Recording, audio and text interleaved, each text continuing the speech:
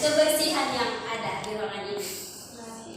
Baik, selanjutnya sebelum kita mulai, Ibu minta untuk satu orang pimpin kita dalam doa. Marilah berdoa. Amin. Oke, terima kasih. Ibu akan mengecek kehadiran pada hari ini. Apakah ada yang tidak hadir pada pertemuan kita saat ini? Hadir semua, Ibu. Syukurlah kalau saya hadir.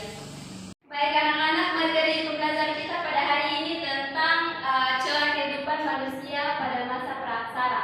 Nah, sebelum kita masuk dalam materi, Ibu akan menjelaskan sedikit atau Ibu akan menyampaikan tentang tujuan pembelajaran kita pada hari ini, yaitu di mana siswa mampu memahami dan menjelaskan tentang corak kehidupan pada masa praaksara.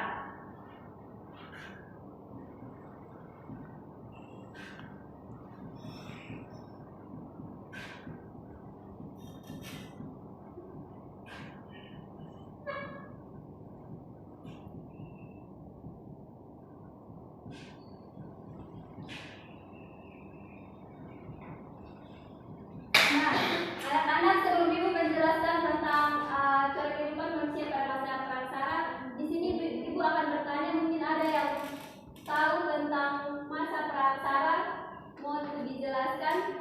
Oke, silakan Dian. Masa praaksara adalah masa di mana manusia benar-benar bisa.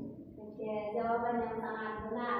Nah, anak-anak, jadi masa praaksara ini merupakan masa di mana belum ada bentuk tulisan. Nah, praaksara sendiri terbagi atas dua, yaitu yang pertama pra dan yang kedua aksara. Nah, pra ini berarti sebelum, sedangkan aksara berarti tulisan. Jadi dapat diartikan bahwa masa praaksara merupakan masa di mana manusia belum mengenal tulisan, atau selain praaksara disebut juga dengan masa nirleka, yang sama artinya yaitu manusia belum mengenal bentuk tulisan. Nah, kita akan lanjut pada materi yang berikut, yaitu yang hidup pada masa praaksara ini, yaitu jenis manusia purba. Nah, ada juga peninggalan-peninggalan yang ada pada masa praaksara ini. Mungkin ada yang bisa menyebutkan salah satu peninggalan yang ada pada zaman praaksara? Fosil. Oke, jawaban yang sangat menarik, fosil.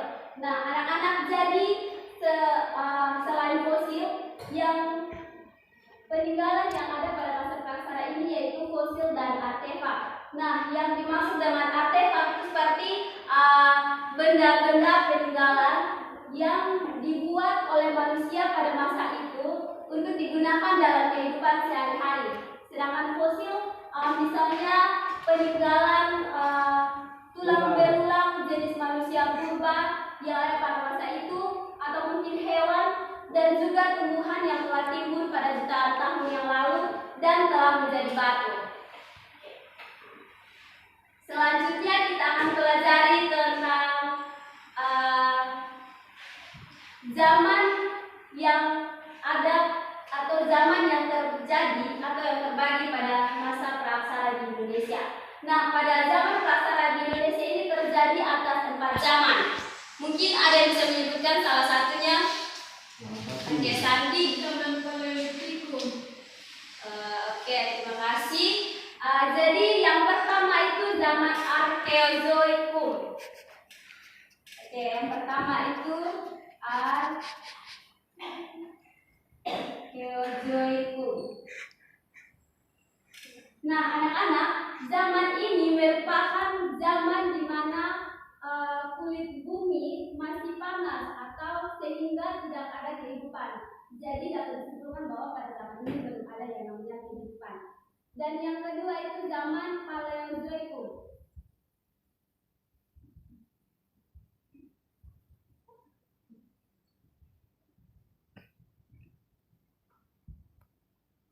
Oke, jadi pada zaman ini makhluk yang hidup yang muncul pada zaman ini seperti mikroorganisme atau reptil, amfibi, dan binatang yang tidak bertulang punggung. Yang ketiga yaitu zaman Mesozoikum.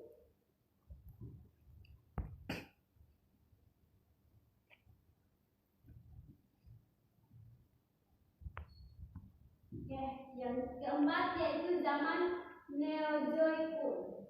Jadi yang keempat zaman Neozoikum.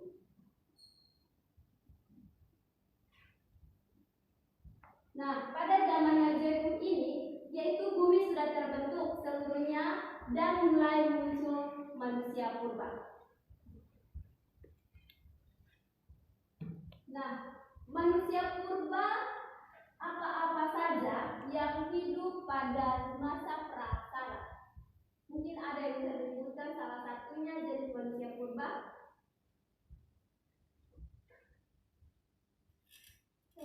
Ya, silakan tadi. Salah satu jenis manusia purba yang saya ketahui yaitu jenis manusia purba Homo sapiens. Oke, jawaban yang sangat benar. Jadi salah satu jenis manusia purba yaitu Homo sapiens. Oke, Kian mungkin ada Megantropus. Oke, terima kasih, jawaban yang sangat betul. Jadi yang hidup pada masa praksara yaitu jenis manusia purba. Yang pertama itu Megantropus paleojavanicus. Jadi jenis manusia purba ini yaitu fosil Megantropus paleojavanicus yang ditemukan oleh Van Koningsvoort sekitar tahun 1934 di Samarigan atau sebuah desa aliran lembah Bangawan Solo. Yang kedua, Pithecanthropus erectus. Nah, Pithecanthropus erectus ini pertama kali ditemukan pada tahun 1891 di desa Trimil, sebuah desa pinggiran lembah Bangsawan Solo. Yang ketiga, Pithecanthropus mojacarpensis, dan yang keempat seperti yang tadi disebutkan oleh Sandi, Homo sapiens, dan yang kelima Homo soloensis. Nah, Homo soloensis ini ditemukan oleh Terhard pada tahun 1931 hingga 1934 di desa Ngadang, Jawa Barat. Oke. Selanjutnya kita akan masuk pada corak kehidupan manusia pada zaman praksara. Nah, anak-anak, corak kehidupan manusia pada zaman praksara ini terbagi atas 3. Yang pertama, masa berburu dan mengumpulkan makanan. Lalu yang kedua, masa bercocok tanam, dan yang ketiga, masa kehidupan perundingan. Nah, anak-anak, di sini perlu kita ketahui bahwa pada masa kehidupan perundingan merupakan masa di mana berakhirnya zaman praksara. Jadi, kapan pertanyaannya? Kapan berakhirnya zaman praksara? Jadi anak-anak, berakhirnya zaman praksara di Indonesia ini pada abad 5 Masehi yang ditandai dengan penemuan prasasti Yupa di Kalimantan Timur yang merupakan prasasti peninggalan kerajaan Kutai. Baik, mungkin materi pembelajaran kita untuk hari ini cukup sampai di sini. Sebelum kita tutup, mungkin ada yang ingin bertanya atau ada yang belum paham untuk ditanyakan, juga silakan.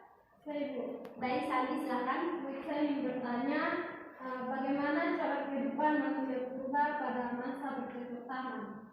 Tadi Ibu akan menjawab pertanyaan dari Sandi dengan pertanyaan bagaimana cara kehidupan manusia purba pada masa bercocok tanam. Jadi bagi mereka dengan bercocok tanam dirasakan persediaan makanan akan tercukupnya sepanjang tahun tanpa harus berbuka ladang lagi. Selain bercocok tanam, mereka juga mengembangkan hewan ternak untuk dipelihara. Terima kasih. Mungkin jawaban dari Ibu seperti itu saja. Apa diterima atau mungkin belum dipahami? Paham Ibu. Oke, terima kasih. Apakah ada lagi yang ingin bertanya? Oke, pas. Baik, karena kita memulai pembelajaran kita dengan doa, maka kita menutup juga dengan doa. Ibu minta untuk salah satu pimpin kita dalam doa.